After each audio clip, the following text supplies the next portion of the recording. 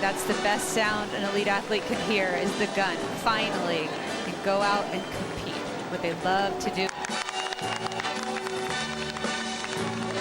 Underway with the women's elite race. 5:43. Goes to pace and be one of the pacers for the women in London last year, and you know that is For another year, but Jocelyn Jepkoski will be the 2019 TCS New York City Marathon champion.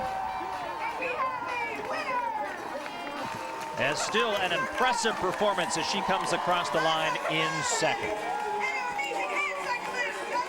and Marathon champion going up against Albert Career.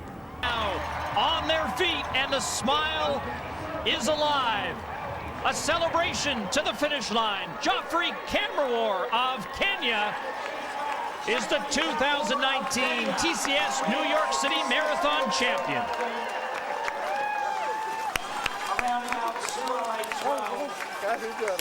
And celebrate as well, as he has an impressive debut in New York and will take second in 2:08.